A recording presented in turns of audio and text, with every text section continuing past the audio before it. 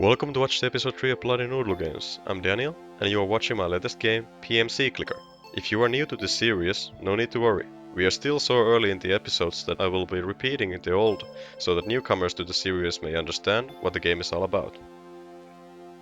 So just to quickly get this part over with, PMC Clicker is a cookie clicker inspired a large-scale single-player clicking fest where the player takes a role of a future world dictator, Arashov, and helps him build a massive army known as the Lutric, who is capable of conquering the Earth. This is done by gathering multiple resources by rapidly clicking different structures and buying units that are sent to the conflict zones across the world to fight battles and unlock new areas on the world map, as well as conquer new territories. There is a story to the game and a lot of different characters which you will get to know in time. In each episode I try to bring a little more information about these new characters as they come along and explain their role in the game. So, to start this episode I will introduce you to a new character, Donald Merchill, aka Merchill Dawn. I will show you his drawing process while explaining a little bit about his characteristics as well as a role in the game. Then I will show the process in Unreal Engine where I make the option menu where this little guy will be placed as a clickable background object. Merchill is an infamous black magic engineer who claims to be able to build just about anything. He works for the Lutric, meaning you. This man will be your key to new weapons and technology, and by completing his quest in the game you will unlock some pretty neat stuff from the shop to purchase for your army.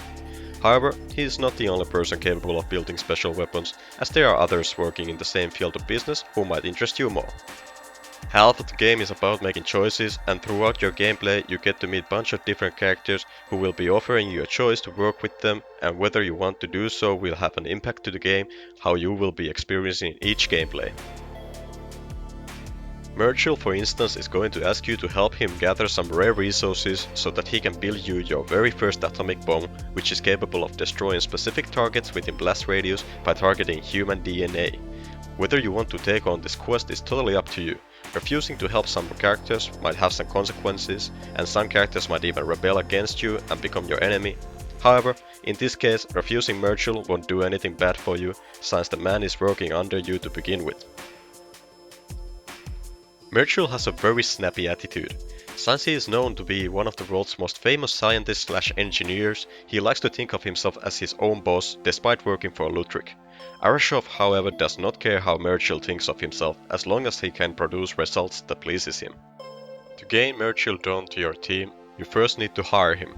This will cost you X amount of money, and like every important person working under you, you need to constantly be paying them like any other employee. So this will automatically be taken from your money resources as you play. He will be a great asset to your team. He boosts your R&D, which is research and development points in the game. These points are used to gain access to new and more badass weapons. You can think of them as upgrade points. You can decide to kick him out of your team at any point if you feel like he serves no use to you, but just know that you cannot rehire a person once kicked, so they will be gone forever for the rest of the game, and so will their benefits. You get to keep of course anything that you have purchased from them until that point. Also, a kick member may initiate a hidden quest or an event. Some characters may feel grudge over being fired and do something drastic depending on how you have been treating them thus far. So be careful who you fire and at what point. At this point, let's talk a little bit about Merchill's design. While I was not certain how Merchill would look like exactly, I knew already through my game script that he was to be an old grumpy man with half of his face hidden behind a robotic mask.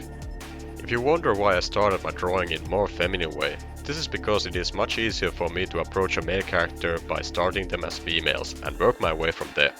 Such odd practice has just stuck on me through years of drawing a lot of female characters. Merchill is supposed to represent an old-timer who at the same time is way ahead of his own time when it comes to science. He might look more of a simple engineer than a scientist, but his true skills lie behind blueprints of weapon designs. Nobody knows the secret behind his genius mind, and because of this, he gained the title Black Magic Engineer.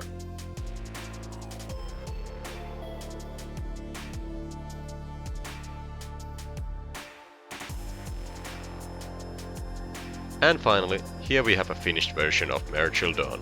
I made two different versions of him, one normal and one punched. I animated him so that every time you click on Merchill in the settings menu, you will give him a good punch and straighten up his stubborn act. Don't ask why I implemented such a feature. You will find a reason to this once you get to know the character better in person, and most likely you will enjoy punishing him in the settings menu a little more than is good to your health.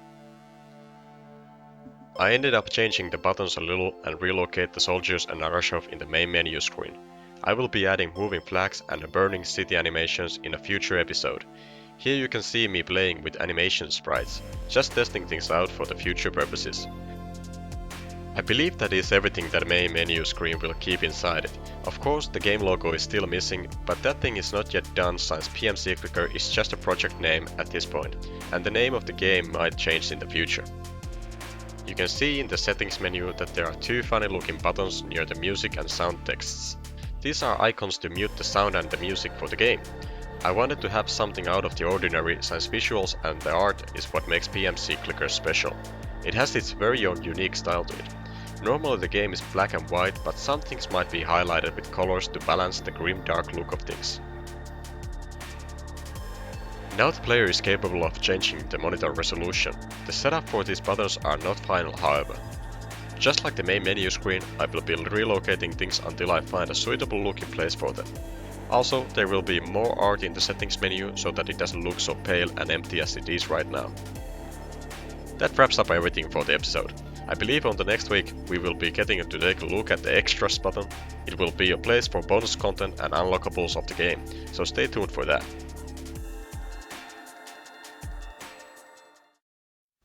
Hey guys, thank you for watching this episode. If you enjoyed it, don't forget to like, comment and subscribe for the future episodes. You can also follow me on Facebook and Twitter, links in the description.